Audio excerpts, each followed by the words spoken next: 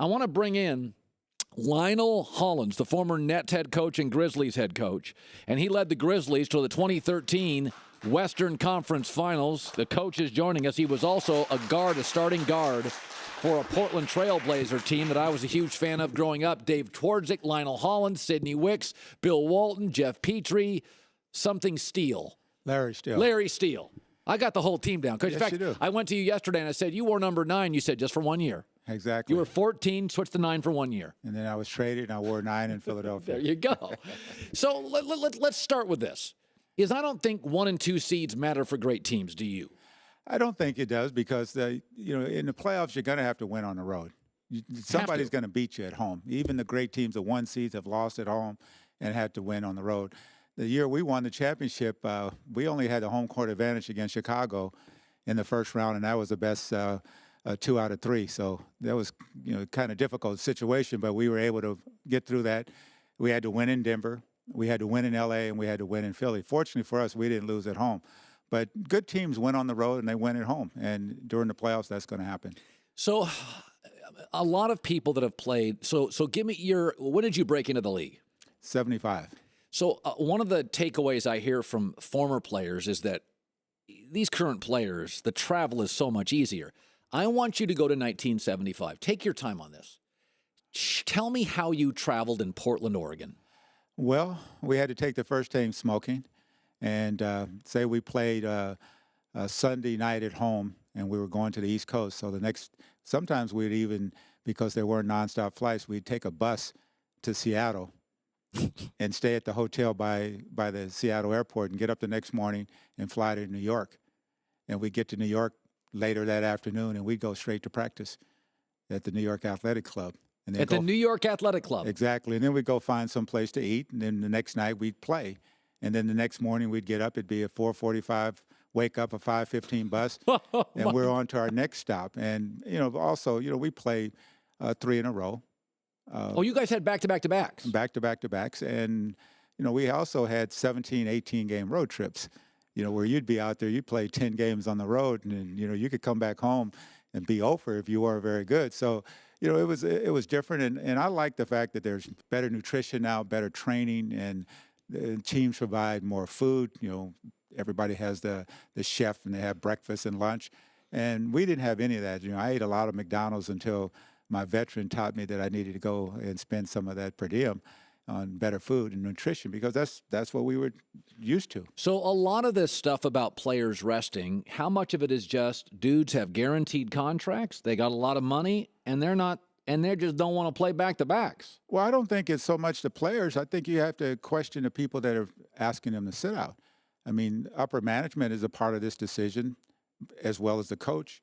And then the player usually does what they say, thinking that that's what they're supposed to do. But I think that, it's difficult for me to understand if you're going to call this game entertainment, and then you're going to go and not perform when a performance is needed.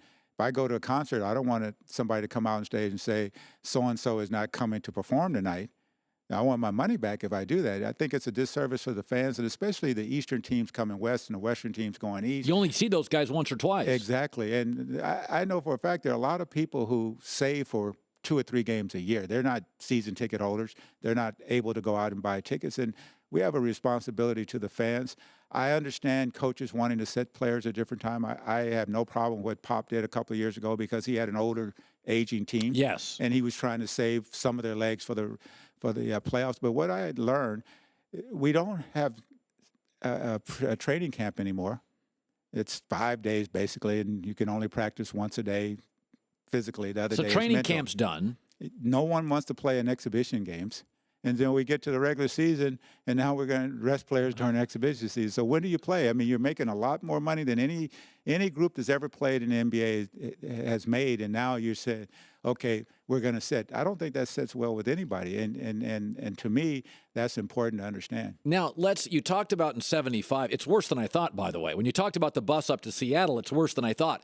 Now let's go to the last time you were in the league as a head coach. What is the travel like now? Well, it's a lot better. I mean, after we get on a game at home, we go to the airport. We have food in the locker room. You get to the plane, there's food on the plane. You get to where you're going. The next morning, we don't go practice if we're playing the next night. We go to the ballroom and watch film and go over whatever the other team is going to do. Whereas when I played, if we had a time to go to the gym, we were in the gym. I've even been with Jack Ramsey, and we had shoot-around on an elementary school hard-top court. So, I mean, things have changed for the better. And I'm grateful that they have changed for the better. I think it's better that the players are seen to be somebody that should be taken care of versus just a product. No, I'm totally for players being taken care of. I just think it's like anything else. You get, once you live in the nicest neighborhood, you don't want to go backwards. And players now, they've been pampered a little bit. What about the argument? Do we have the Kobe Bryant bite? Kobe Bryant came out and Kobe said basically, listen, LeBron's been carrying this league in the TV ratings for 10 years. If LeBron wants, here's the Kobe Bryant bite. Let's play this real quick. Is that when you miss a game, there's that one kid out there that's not going to see his favorite player play. Okay. Now, that being said, LeBron has done so much for the game, right? So we need to give he's earned the opportunity to be able to take a rest. He's earned that. He's done so much to elevate the game. So he's earned the right for us to give him the benefit of the doubt. First of all, Kobe looks good in a beard. Yes, he does. Side note. So do you. What about that argument? Well, I don't think anything about earning a right to sit out of a game. I don't think we should criticize LeBron if he ever does it, or if the coach says do it. I wouldn't criticize him because he's been in the finals 6 straight years. He's playing like 93 games a year, and he's done a lot. He's had to carry the team every time he's on the court. So I don't have a problem if that happens. I just think that it's something that should be done about it from that perspective. I remember we were in Atlanta when I was with Philly, and Dr. J had a bum foot, and they were working on it. And I come into the training room. I was like, Doc, we got this, man. You just chill. We own Atlanta. And he said to me, he said, you don't understand. There's 23,000 people out there that came to see the doc operate. I got to go put on a show. And he got up, and he went out there, and he put on a show, scored about 35, 40 points. So, wow. And Michael Jordan had the same attitude. Wherever he went, he wanted to go out and show the fans that he was the best until he couldn't do it anymore. I mean, that's the outlook that you should have as a competitor. Michael could play. In fact, Michael told me when he looked at my resume and I was interviewing for a coaching job, he says, did I play against you? And I said, yeah, for 1 year. He said, I must have ate you up. I mean, it's like everything was about showing you that he was the best. It was interesting. Rob Parker was on our show. He's a columnist in Detroit, and Rob brought up an interesting point. He said, LeBron has never done the slam dunk contest, and you almost have an obligation to do it once as a star. And then you just tell the story about Dr. J.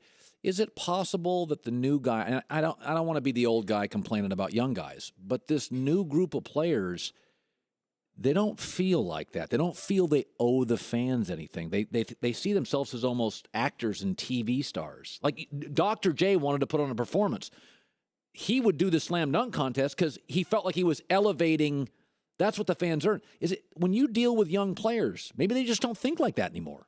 I don't think it's young old. I think there's players that haven't played it, haven't been in the All-Star game. I think part of it is competitiveness.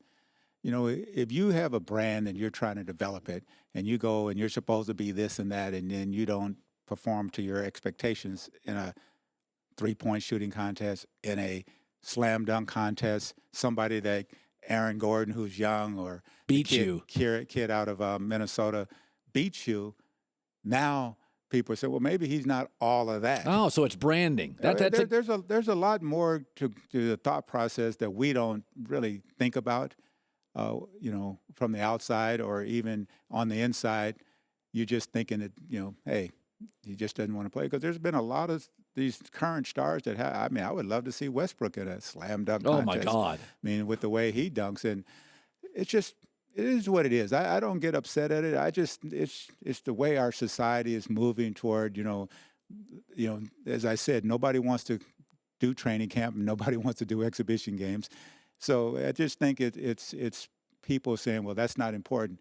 I used to play pickup games at Arizona State University with professors some had played in college, Some had played in high school. I'd go at noontime and play pickup games just to get in a pickup game.